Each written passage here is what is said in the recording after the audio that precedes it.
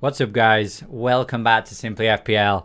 Almost 4 weeks till the game week 1 begins, and I've got my second draft of my team, what will eventually be my team. So, look, I've made several changes to the last draft, so we'll go through all the players that I've changed and also the reasons for them. Now, just to highlight again, there'll probably be 4 or 5 more drafts until I get the final team. So this is more for people that are enjoying kind of watching the process of picking the team rather than seeing the eventual one. So I wouldn't imagine these 11 or 15 players will be the team by the end. But let's have a look at what I'm currently thinking. So there's the blank template, and these are the players that I'm keeping. So if you watch my last video that I put up a week or so ago, Sanchez in nets, I just think Brighton for a £4.5 million goalkeeper probably have the best defence of any of the £4.5 million goalies. Luca Digne, Everton have a fairly good start. Rafa Benitez, obviously quite a defensive manager, so I'd imagine at 5.5 million, that's a price decrease. Looks like a bargain. Similar with Fofana, pretty much nailed to play for Leicester as it stands. 4.5 million, can't argue with the price. Wanted to get at least one premium Liverpool defender, so we've actually got rid of Van Dijk. He was the 5th player. And he's now gone.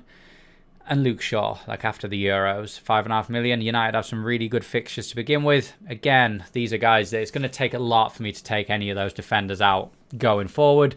Now, I could potentially swap Fofana for like a Lamptey, for instance. That could definitely happen. For now, I'm kind of enjoying having a Brighton goalie and a Leicester defender rather than two Brighton defender / goalkeepers. So that's where we're thinking at the moment. Billy Gilmour, not going to change him, I'd imagine. The way I'm going to structure my team, I'm going to have at least one £4.5 million midfielder. I'm not going to go with 5 playing midfielders and 3 playing strikers. So we may as well go for the cheapest option. And I think Gilmour's the most likely to get minutes every single week. And there's always that chance he'll get a goal or an assist as well. But realistically, he's going to be on my bench every single week unless we see something magic from him in the first few weeks. Mo Salah, probably the most owned player by the time we begin the game week 1. But also, I've had him pretty much for 3 or 4 seasons now. He's been so reliable, it's very hard to get rid of him. And then Harrison. So look, we did have Rafinha as well. I think upon reflection, having 2 Leicester midfielders maybe not a wise idea. I think Harrison's more nailed on to get minutes. So in terms of like the subs and stuff. So I mean, it would be close. Rafinha's pretty much in there. But for 0.5 million, I think they're going to score similar points this season, I think. And then Tony up front.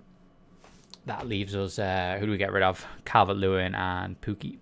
So let's go through them one by one and who we've swapped. So first of all, the goalkeeper. We brought in Foster. Now, you think it's a pointless change. So I did have Steele in nets. I'm just thinking there's 0 chance I get 3 Watford players this season. It's pretty much 0 now. I guess last season we would have said 0 chance for Aston Villa treble up, and we all had that. But specific to Watford, I think there's not much chance of that happening. But there is always that chance you'll have 3 Brighton players. So I don't want to do what I did last season and have a £4 million goalkeeper blocking a 3rd Villa player. So I've swapped that out. I think that's probably a smart move. He's not going to play, so it's irrelevant to the actual points. Second player, so the defender, Manquillo. So, look, I don't want 5 playing defenders. I'm going to go with... He's not going to get games, but I'm going to go with a very strong 12 players. And so 1 sub for the first few weeks and then see how that pans out. Because like we generally use our wild card between week 5 and week 10 anyway. So I'm just going to put all my money pretty much into the team. And I think the adjustments, which we're about to go through, probably worth me dropping down a Van Dijk to a Manquillo. Moving to the midfield then. Jota.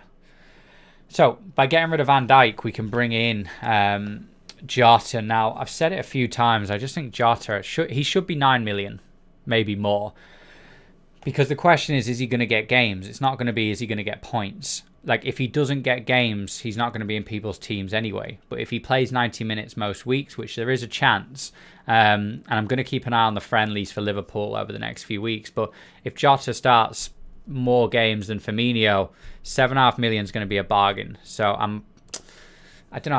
I've got a few Liverpool friends who think that Jota's going to get a lot more minutes this season, so I'm tempted to leave him in there. Now, look, if I change my mind on that, it's going to be very simple to swap him out back for a Rafinha. Like there's loads of good options in that £7.5 million range. So yeah, right now I'm feeling quite confident on it. But if I don't have to change my entire team, if I do change my mind on that. Now, next one probably would have been tricky enough to guess, but Greenwood. So Mason Greenwood, he's had a nice rest over the summer. Obviously didn't get to play for England. Now, thing is, before Rashford was basically, I mean, for those of you who don't know, Rashford's out now for the next few months. He's going to get surgery on a is it a shoulder injury he's had for a long time. Martial is not, like, Ole Gunnar Solskjaer is not a huge fan of Martial. Cavani, he's not someone that can play like 2 or 3 games a week, and I just feel that when you add all that up, Greenwood's going to get a lot of games. I feel certainly while Rashford's out, he plays multiple positions. He could play up front, playing on the wing. So I don't know, 7.5 million. I took Fernandes out, so I've essentially said 12 million for Fernandes is not worth it, while Greenwood's 7.5. Now this whole team could change a bit more depending on how much Sancho costs. If Sancho comes in at 9 million, all of a sudden we've got a decision to make. But for now, I'm really thinking that Fernandes maybe isn't going to be worth 12 million when we've got the likes of Greenwood playing. Greenwood, Fernandes is going to have to score 3 points for every time Greenwood scores 2, just to pretty much break even. Is it that close? Hold on, what's the difference in price? They're £4.5 million in difference. So yeah, it's about he actually has to score a little less than 3 points for every 2 points Greenwood scores, just to break even on the points per million. So I'm thinking early doors. Again, we're only going to hold this team for between 5 and 10 is the amount of game weeks I usually go before I use a wild card. So early on, I'm thinking this could be smart. And when you look at the strikers, it's going to be hard to... I think it's going to kind of show the merits of this. So looking at the first striker, Harry Kane. Widely overlooked because his first game is against Man City. So look, whether he goes to Man City or stays at Tottenham, I think it's almost the same thought process. Kane will score against big teams. Like he's not someone that battles the big games generally. I know I appreciate the irony. I'm saying that after obviously he didn't score in the Euros final, but generally in the Premier League he doesn't battle the big games. So 12.5 million, like he's the most expensive player in the game. He could easily score a goal or two in that first game against City, and then the whole of FPL are just sat there wondering why they didn't get Harry Kane, and then he moves on to a few nice fixtures. Similarly, if he signs for Man City, if he signs for Man City, he's in my team no matter what. He'll be in my team for 38 game weeks, and he won't be taken out pretty much, barring some sort of weird double game week or whatever. So yeah, I've kind of had second thoughts. I'm really liking the idea of having Harry Kane. And then when we back up the next striker, Antonio, 7.5 million. Someone I overlooked a little bit just because I couldn't find a way of fitting him in.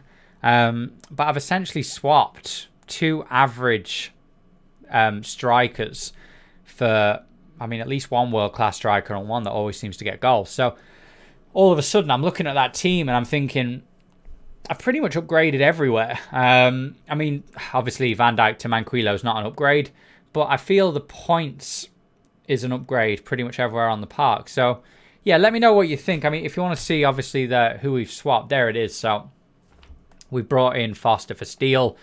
Not much to discuss there. That's a no-brainer. I had to do that. Get that extra spot on the team for another Brighton player if I need it, because there's just no chance we have 3 Watford players and need a 4th. So may as well have him as the sub goalie.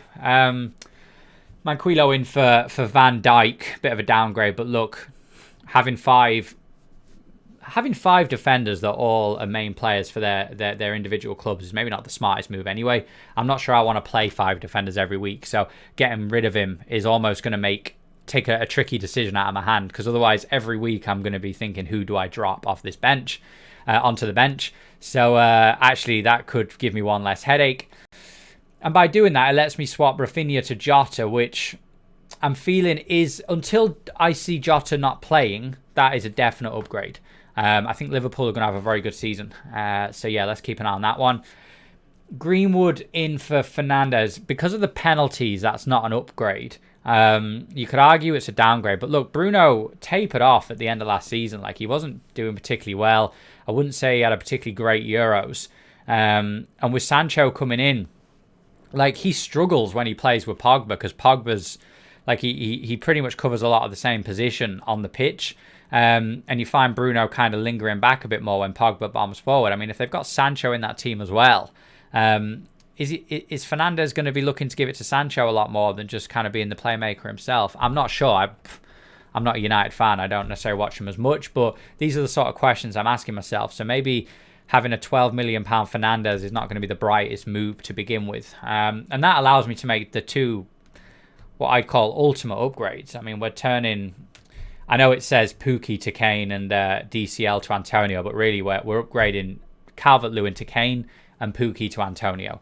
That is like a big green tick in terms of what that's going to do for the team. So yeah, that's what our thinking is right now, and that's the team. So look, as I've said, that's almost certainly not going to be the 15 we start the season with. We've got 4 more weeks of tinkering before we kind of lock it in. But right now, that's my thoughts. So drop your thoughts in the comments. What sort of what subs do you really dislike there? Who are you thinking of having in your team that would be different? And sure, we'll have another video in a couple of days. Take it easy, guys.